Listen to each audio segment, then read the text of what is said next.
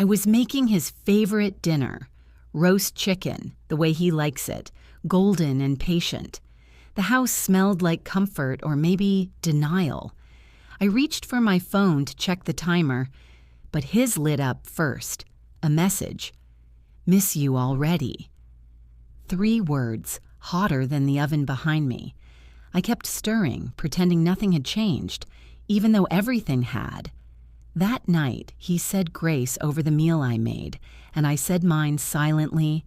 Thank you for showing me who you really are. Before the story begins, subscribe and tell me where you're watching from. My name is Helen Whitmore, and at 60, I have learned that a quiet life can make a very loud sound when it breaks. It won't be a crash, not at first. It's a thread catching on a cabinet hinge, a timer going 1 minute too long, a phone lighting up at the corner of your eye like a match where there shouldn't be fire. When I tell you I didn't flinch, it isn't bravery, it's muscle memory. The same patience I use for roast chicken, for teenagers who grew into adults with their own weather, for a man who once felt like safety and now feels like distance with a history. I was wearing my wedding apron, the one my sister embroidered in 1989 when I still collected recipes like seashells and believed you could feed a problem until it softened. The apron strings are faded now, and so am I in certain lights. But my hands are steady. They have turned seasons into dinners for 35 years.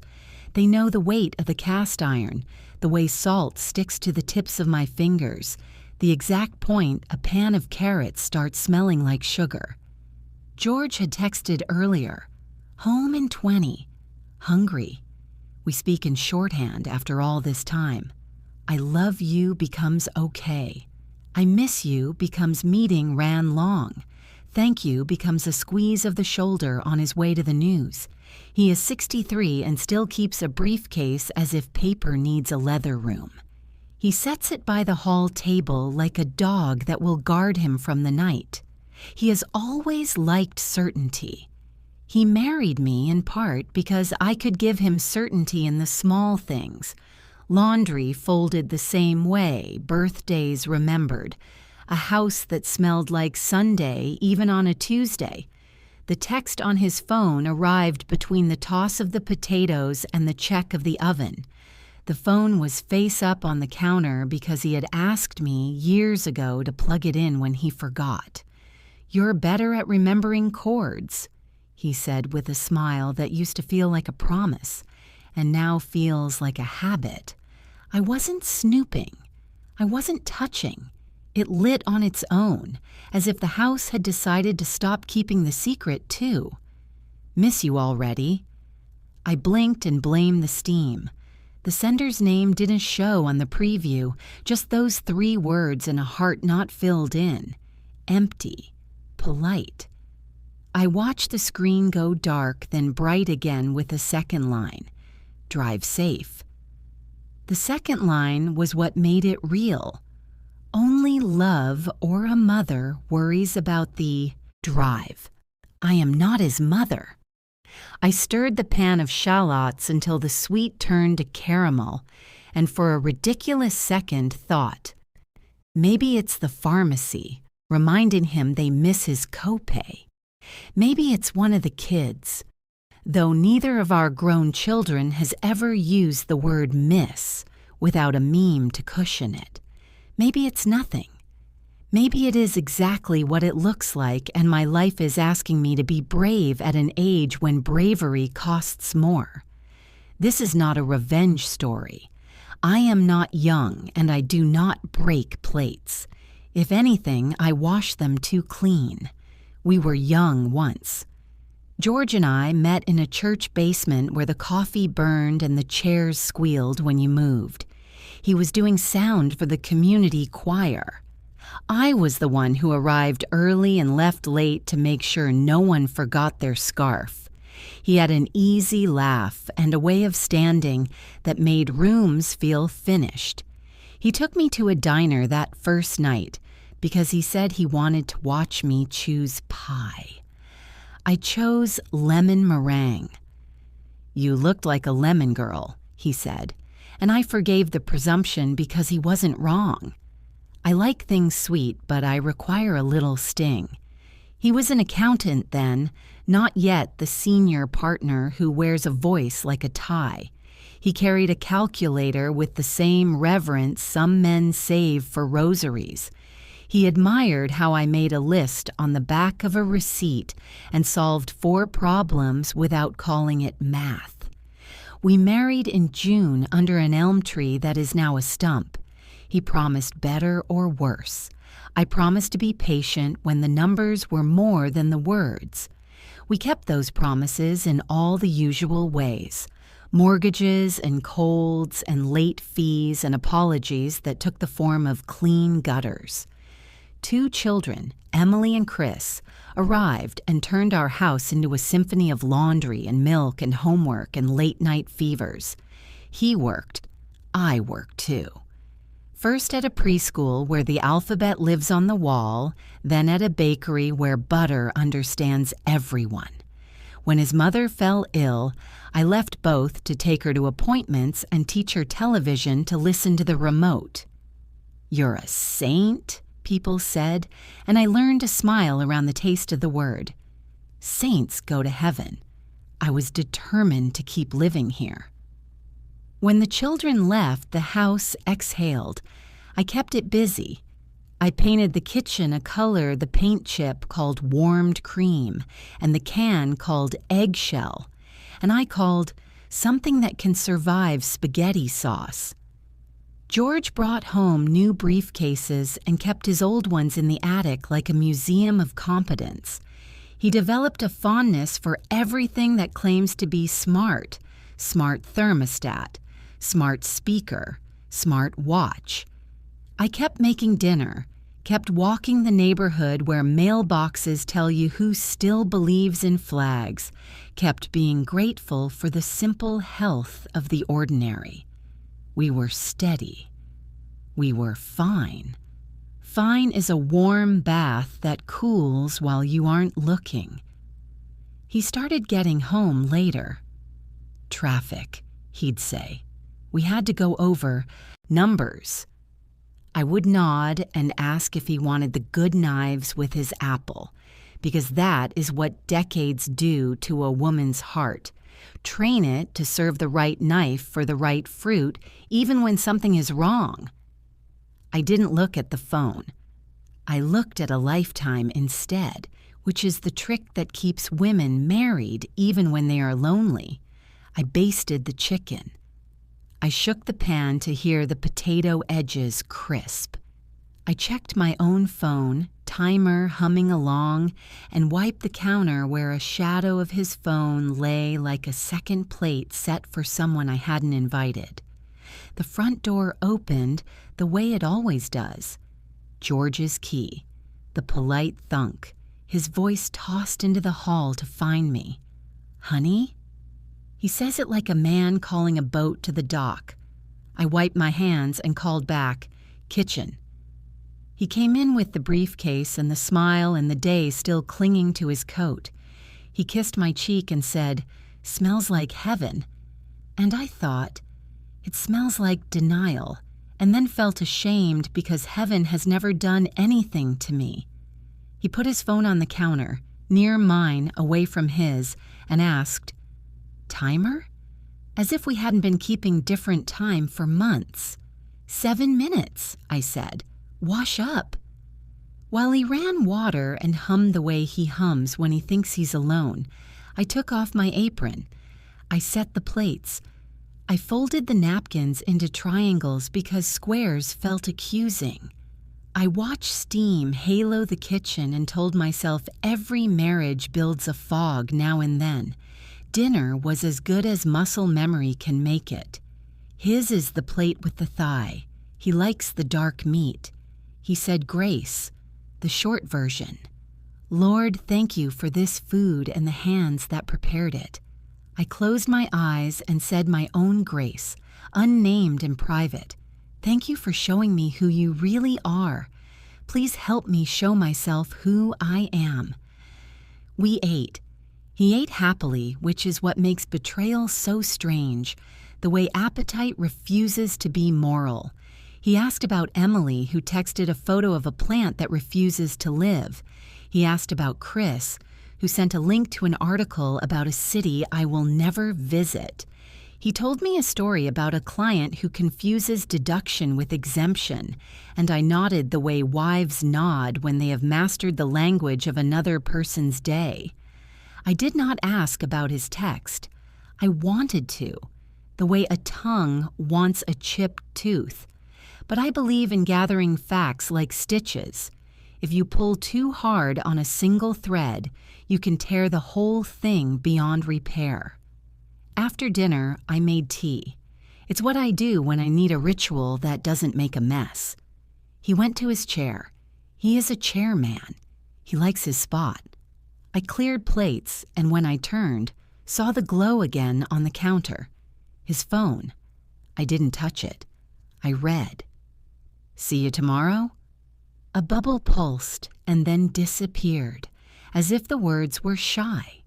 Then, same time, same lot. The lot. Traffic, of course. Always traffic. I put the kettle on the trivet too hard, and the iron said a rude thing to the wood. George looked over, mild concern, finding his face like a bird landing without meaning to. You okay?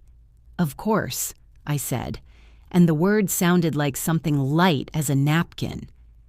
I took my tea to the sink. I stared out the window over the backyard where the maple used to be. It came down in the ice storm the year of our 30th anniversary. We told everyone it was time. It was old, it was sick. It had to go, but I still miss the shade. I miss the way the leaves ticked, like a friend talking to herself while you read.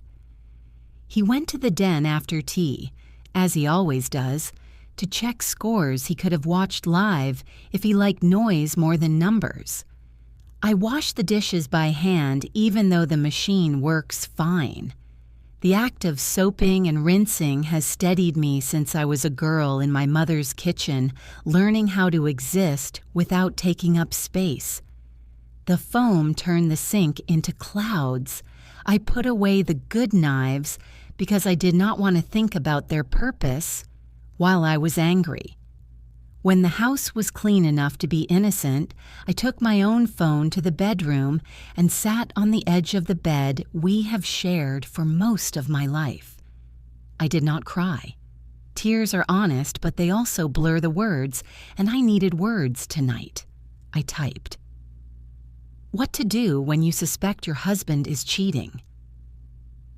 Not as a woman hunting a recipe for revenge, but as a woman who needs steps. The internet, bless and curse it, offered more than I wanted. I closed it like a door in a wind and opened a blank note instead. I listed the things I know. I saw a text. I saw another. He has been late. I feel different in my own house, and that difference isn't menopause or April. The door frame held up the wall while I breathed. This is the part where I am supposed to tell you what I looked like in the mirror. Silver hair that surprises me in certain light. A face my granddaughter traces with her finger, as if reading Braille. A body that understands stairs, but appreciates the rail. But that night, I wasn't inventory. I was attention. I listened to the way the den chair knows the shape of him. I listened to the house sigh out the day. I listened to the word enough take its coat off at the threshold. George came up at 10, brushed his teeth with the focus of a man fixing a small leak, and slid into bed with the care of someone trying not to wake a sleeping dog. He reached for my hand the way he always does. I let him hold it. It is possible to love the person you are losing. It is possible to love him and still choose you. Both can be true in a room with the lights off. Good dinner, he murmured into the pillow. "Thank you," I said, and meant it as both reply and request. "I have an early one," he said. 7:30, some new client who thinks taxes are optional. "Drive safe," I said. He didn't hear the echo in it. He never hears the echoes. He hears the news. I slept like a person who knows she has homework in the morning. In the quiet just before dawn, I dreamed I was standing on our old elm stump, and I could see over the neighbor's roof to the parking lot behind the pharmacy. It was full of cars, and every car had a phone on the passenger seat, lighting up like a little lighthouse calling to a shore that wasn't mine. In the morning, I waited until he left. His routine is a choreography of competence: shower, shirt, tie, oats, news, thank you, kiss, quick banter about weather and oil prices as if both are natural. The briefcase. The door. I stood at the window with the curtain open just enough to see his tail lights turn left. I waited another minute, long enough for him to commit to whatever day he had chosen. Then I took my keys. I did not chase. I do not chase. I went to the porch to water the geraniums that pretend they do not need me. I went to the mailbox to collect catalogs addressed to people we used to be. Home Beautiful, adventure travel, college alumni news with faces that look like our children if they had better lighting. I went inside and made coffee strong enough to tell the truth to. Then I wrote another list. What I will not do: snoop, beg, accuse without facts, turn myself into a detective who forgets to be human. What I will do: call my sister for a neutral voice, speak to my doctor because I believe in being a grown-up about the body, check our calendar for the pattern in his late nights, ask him directly when my voice is ready to be steady. By 9, my hands had stopped shaking. I wiped the counter where the phone had lit, and the cloth made a clean line on wood, as if I had erased something. I haven't. You cannot erase a word you have read with your own eyes. You can only choose what you will write next. I took a walk. The air had that thin chill that stays even in spring, like a reminder that you should pack a sweater for your life. The neighborhood knows me. Dogs wag at my step, even when their owners don't. Mrs. Patel waved from her porch with a curler's in, queen on her throne confidence that made me love her a little more. The teenage boy down the street practiced skateboard tricks in a way that convinced me he would either be extraordinary or dangerous, and probably both. I nodded at the world and kept moving. At the corner, I turned toward the pharmacy, because there is a truth in every small errand. The lot is not a secret. It is where people park to buy hair dye and aspirin and cards that say, "I'm sorry," without meaning it. It is also, I suspect, where people hide in plain sight. I am not proud of looking. I am proud of how I looked, straight ahead like a woman who is allowed to witness her own life. No George, no familiar car, only a woman in a red coat talking into her sleeve and a man in a truck tapping his steering wheel like a metronome. I went inside and bought toothpaste we didn't need. I stood in the card aisle and read every version of Thinking of You until they all said nothing. Then I went home and scrubbed the roasting pan until the stubborn bits came loose, and I thought about stubborn bits and how they cling not because they are strong, but because heat changed them. At noon, my sister called. She has instinct like weather. "You sound like a woman who used the good time," she said. I told her the truth in a measured voice, and she didn't interrupt. "Do you want me to hate him?" she asked when I finished. "I can do that for you." "No," I said. "Hating is a hobby that never did anything for my complexion." What do you want then? I want to be proud of how I behave next.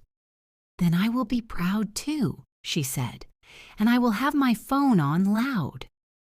When George came home that night, he did not have roast chicken waiting. He had leftovers and a wife who had learned a new word: boundary.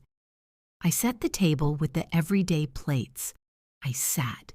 I watched the man I have loved for most of my life come in from his day and put his briefcase down, like always. He kissed my cheek. He asked what was for dinner. I said evenly, leftover vegetables and a conversation. He looked at me then, really looked, and for a second I saw the young man from the church basement, the one who wanted to watch me choose pie because he thought I would choose what I liked, not what was expected. I set the timer for 15 minutes, not for the food, for us. You can start, I said, and folded my hands the way women fold linens. Tell me where you were today at noon. This is not the part where everything explodes. This is the part where a woman's voice decides it is older than fear. This is the part where I begin to tell the truth out loud to a man who will either join me there or stay where it's safe. Either way, I will keep my chair. Either way, I will keep my dignity. Either way, the oven is off, and I am done feeding what is not hungry for me. When George said, "I'll fix this," the house heard it before I did. The word fix rattled around our rooms like a loose screw. Familiar, tempting, wrong. You fix a hinge. You do not fix a trust you have fractured with your own hands. Trust is regrown, season by patient season, or it is replaced with a quieter life.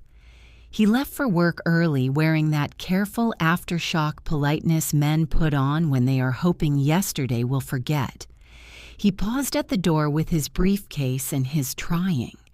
"I'll call her," he promised. "I'll meet you for lunch. We'll talk." "Don't schedule contrition," I said. "Do it, then show me." After he drove off, I stood in the kitchen and listened to the hum of the refrigerator like it had something wise to say. It said nothing, which was honest. I made tea, strong enough to hold a plan, and sat at the table with my notebook. I wrote 2 columns: what I know, what I will do, under what I know. There were texts. There was a parking lot. There is a name, Laura. He minimized. He is afraid. I am afraid and steady both. Under what I will do. Ask for medical tests because dignity includes health. Share the phone log. No sneaking. Everything above board. Name the boundary. No more secret lots. Call Emily and Chris without recruiting them as soldiers. See a counselor, not a referee. Sleep in a bed I respect. Guest room if I have to, until he closes the loop he opened. My hands stopped shaking after the list. A list is a way to behave in a storm. At 10, I called my sister, Anne. I do not hide from her because there is no point. She spots shadows at noon. "Say it," she said when she picked up.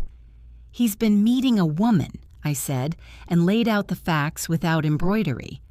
There was a pause. "Do you want me to hate him?" she asked like last time, because sisters offer weapons and blankets. "No, I want you to hold the edges while I make a shape." "Then here are my edges," she said. "Get tested. Get a therapist, not a priest. Ask a lawyer 3 questions without making it a prophecy. And remember, your worth is not a referendum." "I know," I said, and surprised myself by meaning it. By noon, George texted, "Lunch at 1. I spoke to her." "What did you say?" I replied. Ended it, came back. Then, seconds later, as if he understood economy of words no longer comforts me, told her this was a mistake. Told her I love my wife. Blocked her number. "I'll show you." I stared at the screen. Love is not a spell you say louder when you've broken something. It is a verb you do with your hands, over dishes, over forms, over time. Still, ending is a start. We met at Levin's Deli, the place that smells like pepper and reliability. He looked smaller around the eyes, as if regret were a light shining from inside. He brought his phone, unlocked it, laid it on the table with a deliberate simplicity that almost felt like theater. "I called her," he said, "on speaker, so I couldn't pretend later. I said I was ashamed, that I'd used her loneliness to prop up mine. She said she knew. She said she wanted good things for me anyway." His voice thinned. I blocked her, deleted the thread. I asked Ait to restrict my office phone from calling outside numbers after 10 at night. "You asked a company to babysit your impulse," I said, not unkindly. He tried to smile. "I'm 40 years too late setting up guardrails." The waiter came with pickles and mercy. We ate a few. We didn't pretend to be hungry. When he asked, "What next?" I opened my notebook. "Here's the scaffolding," I said, and read 3 conditions. 1, medical tests. Today, no delay, no speeches. 2, transparency.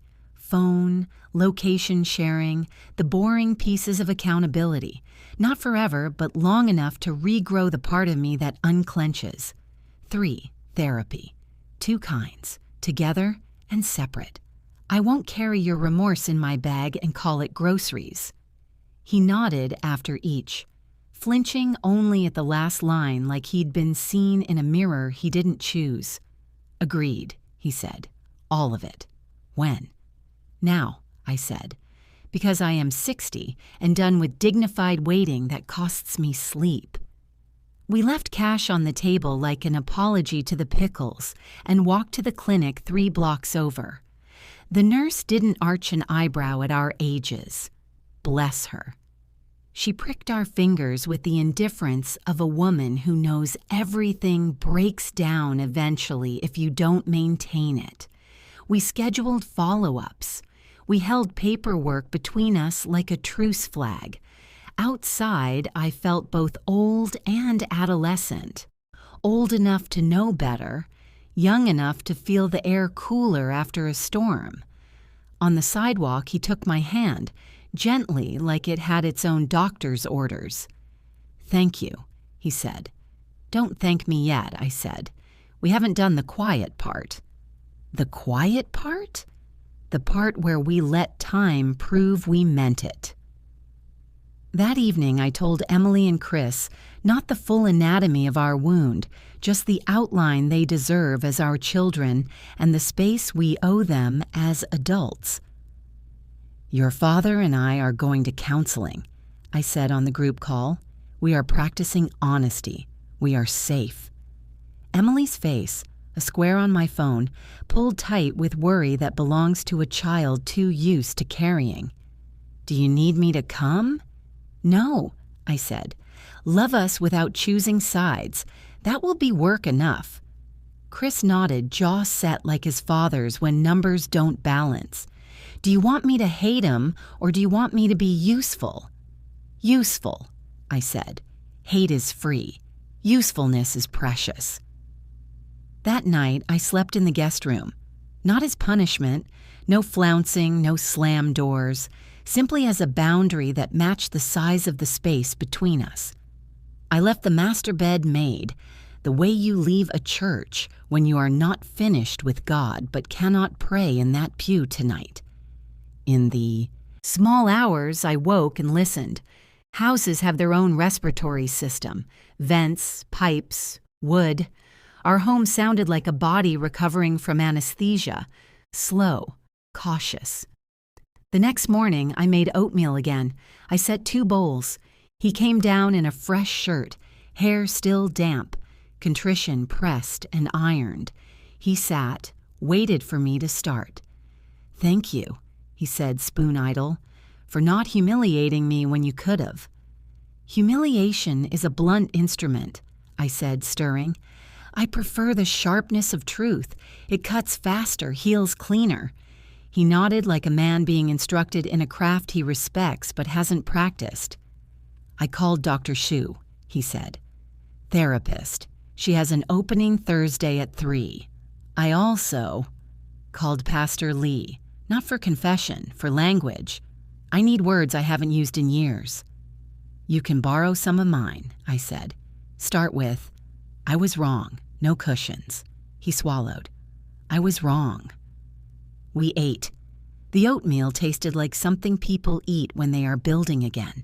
Plain, warm, not exciting, necessary. I spent the afternoon at the library. Shelving is a meditation. Author, title, number, order. There is comfort in a world where the rules don't pretend to be romance. Mrs. Patel brought me a paperback mystery and said, "In stories, someone always knows on page 1. The rest is just making everyone else catch up." "How long does that take?" I asked. "As long as the author enjoys suffering," she said, not smiling. On Thursday, Dr. Shu's office smelled faintly of eucalyptus and patience. There were 2 chairs the same size, no couch to lie on like a surrendered soldier. She had a voice like good rain. "We'll be simple," she said. "I want each of you to answer 3 questions without arguing with the other answer. What happened? What hurt? What will help?" She handed us cards like a teacher who still believes pop quizzes can save a semester. George went first. What happened? I was lonely and lazy with my honesty. I wanted to feel wanted without earning it at home. What hurt? Realizing I'm not the man I thought I was to my wife. What will help? Boundaries. I don't negotiate with myself. Her voice before my reflex. It was the first time I'd heard him name laziness as part of betrayal. Not malice, not fate. Laziness. The word landed like a square brick. Useful if you line it up with others, heavy if you try to hold it alone. "My turn," I said. "What happened?" My husband forgot that routine is not love, and I forgot to ask for more until I recognized less. What hurt? Being replaced by the convenience of someone who hasn't carried our years. What will help? Time behaving like proof. Consequences that are not theater. Space I don't have to defend. Dr. Shu sat with our words like she might knit them. "Good," she said after a minute. "You speak like people who intend to stay human." She gave us tasks, 5 minutes daily of radical mundanity, her phrase, washing 1 dish together, reading aloud 1 paragraph of something not about us, building a new reflex where his hand reaches for mine, not his pocket. We left lighter and heavier at once. On the sidewalk, George touched my elbow. "Will you come home?" "Not yet," I said. "The guest room is a bridge, not a penalty. We'll know when it's time." We developed a rhythm of proof. He shared calendars without me asking. He turned off the read receipts. "I don't want to perform transparency," he said. "I want to practice it." And showed me his call log weekly with the lack of ceremony that makes a habit stick. He made his own doctor appointments and forwarded the results to both of us. Negative, negative, relief. He told HR to take his personal number off the company directory. He deleted the parking lot from his favorites. I didn't ask for that one. He volunteered it, which mattered. I did my work too. I apologized when my anger showed up in petty costume, snapping about crumbs, moving his briefcase with theatrical precision. I texted Emily and Chris only updates, not verdicts. I went to yoga with Anne and breathed like a woman who has lungs. I wrote a letter to Laura that I did not send. It said, "I do not hate you. I hate that women are trained to be flattered by crumbs served on office time. I hope you choose a man who can be seen in daylight." I folded the letter into my notebook and let its unsentness be part of my healing. One Friday, he arrived home early with flowers he held like a question. "They're not an apology," he said quickly. "They're a symbol of my improved decision-making." "You chose sunflowers," I observed. "They look like work," he said. "Cheerful, not delicate. They keep their faces up." It was so earnest I let them stay. 2 weeks later, the firm hosted a summer mixer. I did not plan to go, but Dr. Shu said, "Avoidance is not always safety, and I have chosen to be a woman who can stand in a room with her chin level." I wore navy, the color of a decision. We walked in together. He didn't steer me. Small, miraculous courtesy. There were name tags and shrimp and laughter wearing lanyards. I felt the eyes, curiosity, kindness, jealousy, boredom. We found our people, the 3 couples who ask about books and gardens before weather. Half an hour in, a woman in a coral blazer approached with the confidence of someone who doesn't assume she is welcome. She earns it. "You must be Helen," she said. "I'm Mariah, HR. I know your husband because he's in my inbox about policy improvements lately."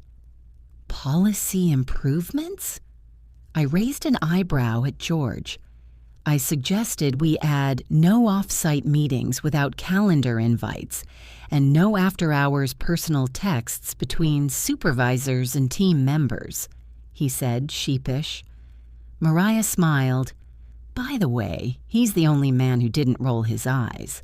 I wanted to meet the reason." She squeezed my hand, a stranger's benediction, and moved on.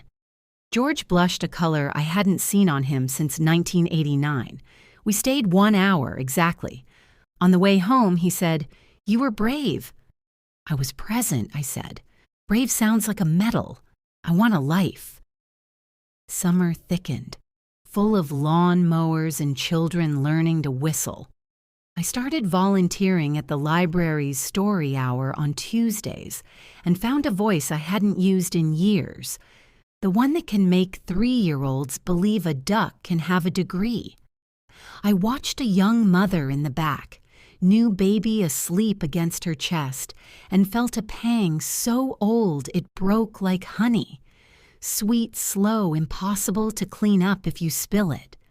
When she left, she mouthed, "Thank you," in that exhausted, holy way. I mouthed "You're welcome" and meant it not just for her, but for the girl I had been who didn't know she would still have mornings worth dressing for at 60. Then, one quiet afternoon, the chime on our smart speaker announced, as it always does without asking, "Traffic is clear to your usual destination." It startled me. What usual destination? George froze in the doorway like the past had just rung our bell. He walked to the device, tapped buttons as if exercising an algorithm. "I'll reset it," he said quickly. "It's nothing." "Everything you forget to change is evidence," I said, not as a weapon, but as a measurement. He nodded, unplugged the thing, and carried it to the garage, like a pet we could not train.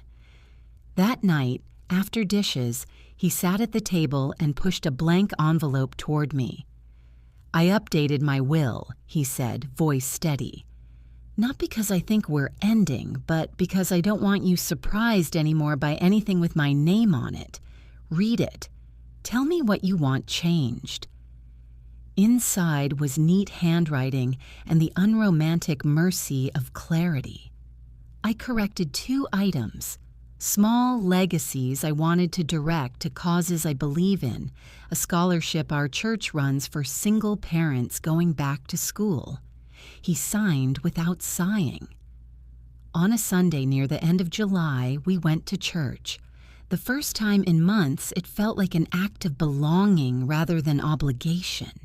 The hymn was one my mother loved, simple melody, stubborn hope. "Great is thy faithfulness." I sang the alto line because women learn to carry harmony while other people carry melody. George's voice broke on Morning by Morning and he stopped. I kept singing. After, in the parking lot, yes, that place, he said, "I don't know if I deserve another morning." "No one does," I said. "We wake up anyway. That's the miracle in the assignment." We drove home with the windows down and the radio off. Air moved through the car like an honest thought. There are still bad days.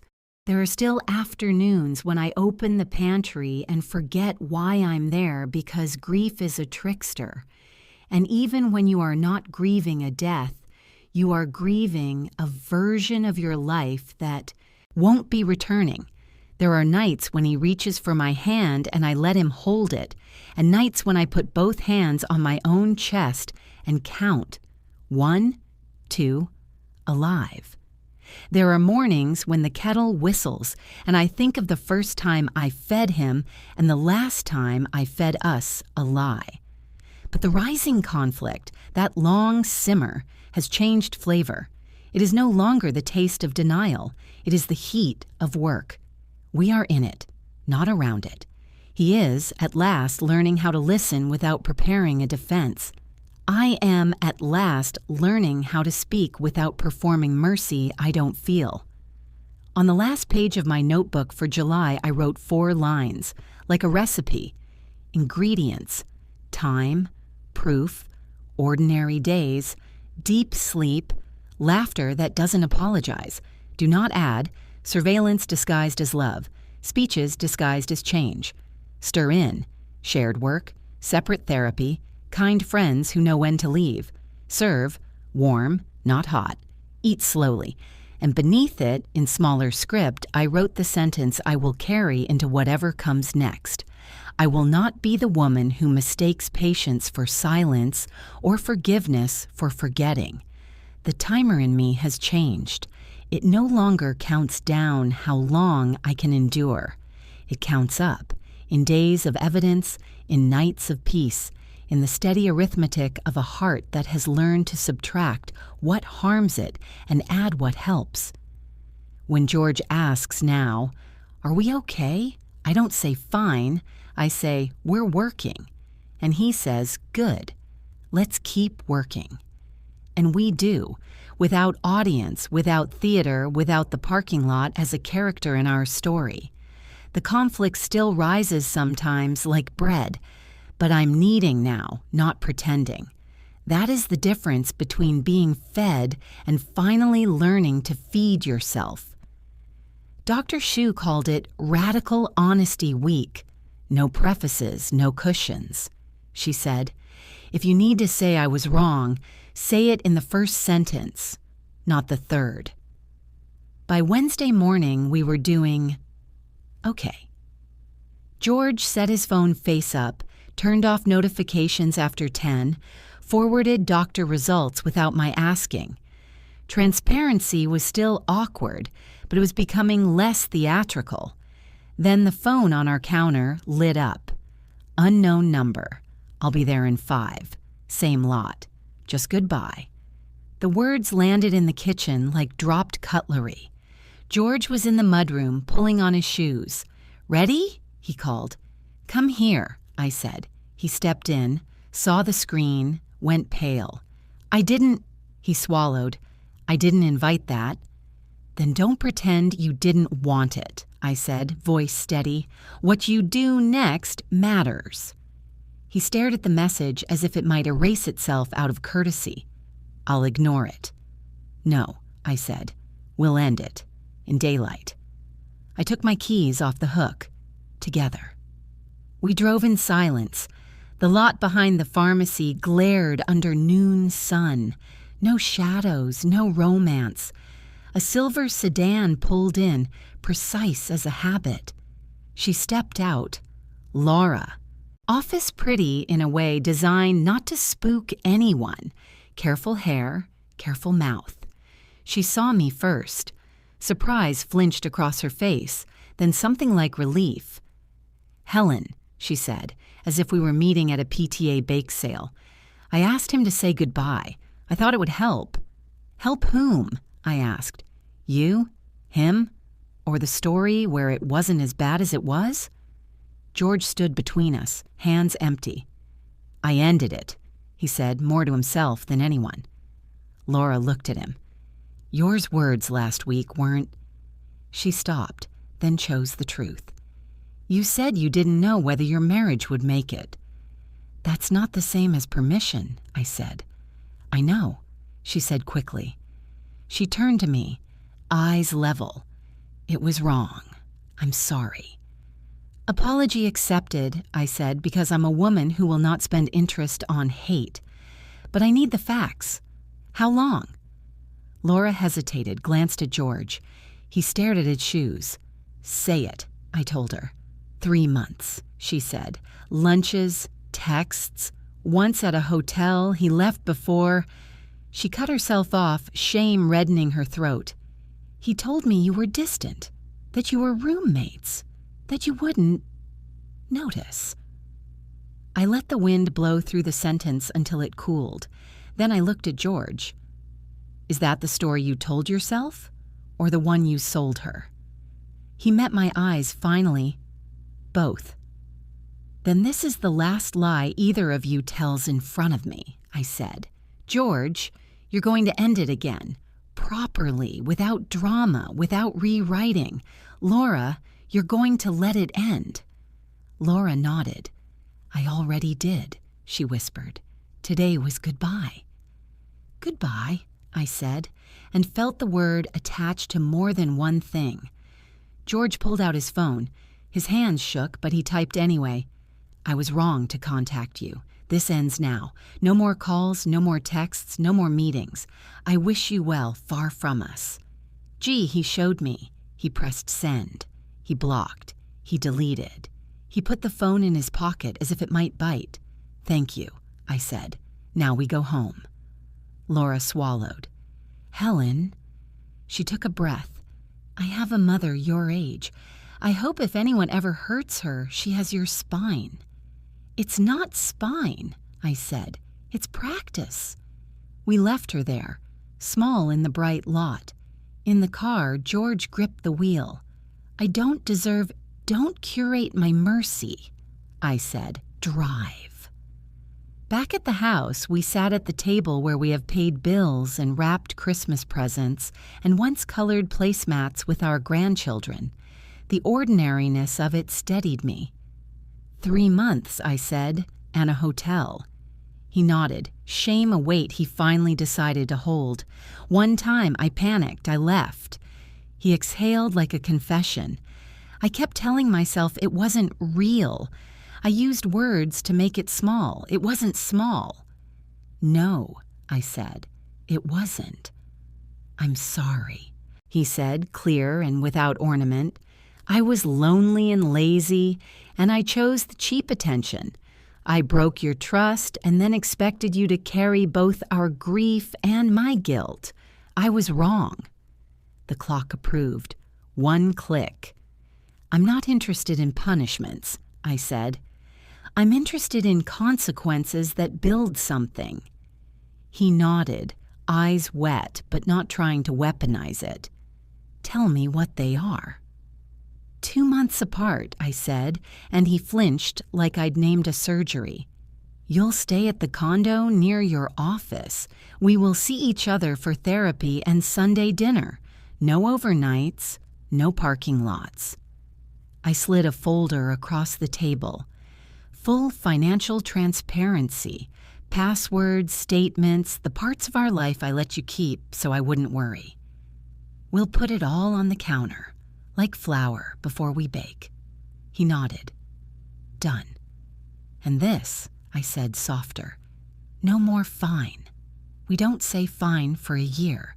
We say true things, even if they are small and unremarkable. He laughed once, broken and real. That might be the hardest one. Probably, I said. Do it anyway. He rubbed his eyes. Do you want me to pack now? Yes.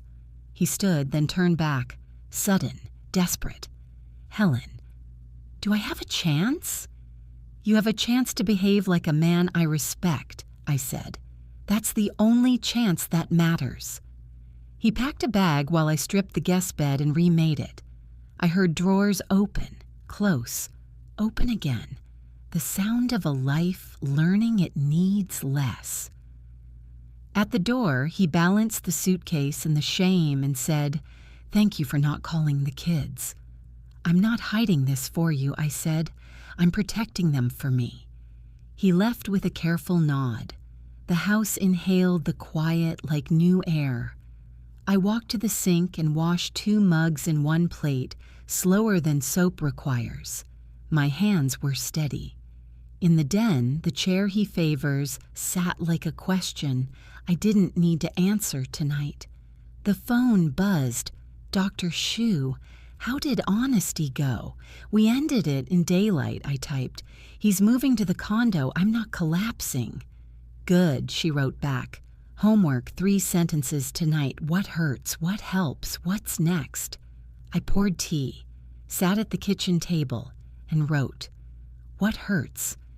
The memory of his small, private smile in the bright lot.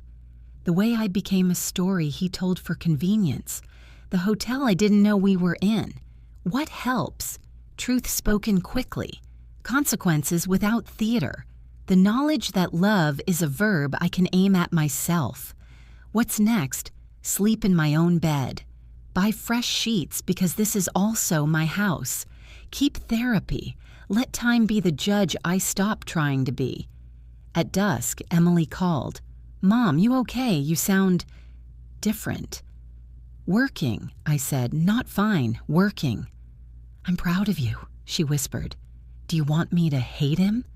"No," I said, smiling without joy, but with something better. "I want you to love yourself enough to ask for truth sooner than I did." After we hung up, I opened the bedroom window. Night air slipped in, cool and clean. Somewhere down the block, a trumpet practiced the same stubborn phrase, missing, then landing, then missing again. It sounded like progress. I climbed into bed. Not the guest room, not exile. Mine. I lay on my back and counted breaths, mine alone. For years, I had been a woman who fed everyone first. Tonight, I fed the part of me that keeps promises to herself. George texted once. "At the condo. We'll send passwords in the morning. Thank you for the chance." I typed back, "Don't thank me. Do the work." Then I turned the phone face down, turned the light off, and let the house learn the sound of a woman who is done bargaining with her own worth. It's been 3 months since George left for the condo. People keep asking if I miss him. The truth is more complicated. I miss who we were supposed to be, not who we became. Loneliness isn't the absence of company. It's the presence of someone who's no longer listening. And for the first time in years, my house sounds like me again. The mornings are gentle now. I wake before the sun, open the window, and let air move through every room. The silence used to feel like punishment. Now it feels like evidence. The kettle whistles. I pour 1 cup instead of 2, and it's enough. I've painted the kitchen a pale blue called Renewal. The paint store clerk asked if I wanted a sample first. I said no. Sometimes you have to trust your choice before you see it on the wall. George and I still meet once a week for counseling. He shows up on time, freshly shaved, trying in the quiet way that matters. He talks less about guilt and more about work, real work. "I'm learning how not to narrate you," he said last session. "How to let you speak and not make it about my redemption." I smiled because that finally sounded like progress. We talk about small things now. Our granddaughter's piano recital, the tomato plant that refuses to fruit, the way time feels different when you're paying attention. It isn't romantic. It's real. The kind of conversation that builds scaffolding rather than castles. He's living his proof. I'm living my piece. We might meet somewhere in the middle someday, or not. Either way, I've stopped planning my life around maybe. Last week, I went back to the bakery where I used to work just to smell the air. Butter, sugar, memory. The owner offered me a few shifts a week. "You've got steady hands," she said. I said yes. There's something sacred about earning your own flour again. When I told George, he smiled, a soft, unsure smile. "That makes me happy," he said. "It's not about you," I replied, but kindly. We're learning the language of adulthood after 60, sentences that begin with "I need" and end with "Thank you for listening." Sometimes, on Sundays, he still joins me for dinner. We set 2 plates just like before, but the rhythm is different. We don't play husband and wife. We play 2 grown people with history, manners, and a shared desire not to waste whatever kindness remains. When he leaves, he always says, "Drive safe." I never tell him that those words used to break me. Now they land like closure. Nights are my favorite. I light a single candle, not for prayer, but for presence. I read novels where women start over at inconvenient ages. I walk the block and wave at neighbors who still whisper, because gossip is free and grace takes practice. Inside, I water the fern that nearly died last winter. It's thriving now. Plants, it turns out, just need space and light. So do people. Dr. Shu once told me, "Forgiveness isn't permission, it's release." Didn't understand it then. I do now. Forgiving George doesn't mean inviting him back. It means I stopped carrying his choices like luggage. I unpacked. I live here. Maybe one day we'll find a way to be something else. Friends, allies, survivors of our own mistakes. Or maybe this is the ending. 2 parallel lives with a peaceful border. I can live with that.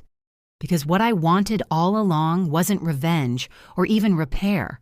It was recognition of him, of me, of the woman who stayed too quiet and the one who finally learned volume. Tonight, before bed, I whisper a new kind of grace. Thank you for teaching me that silence can save, not shrink. Thank you for letting me start again while I'm still here to feel it. And then I turn off the light, and the house, faithful witness that it is, exhales with me. If you were in Helen's place, after decades of love, betrayal, and truth, would you let him back in or keep your peace alone? Tell me in the comments, what does forgiveness mean to you when the heart finally chooses itself? Thanks for watching. See you next video.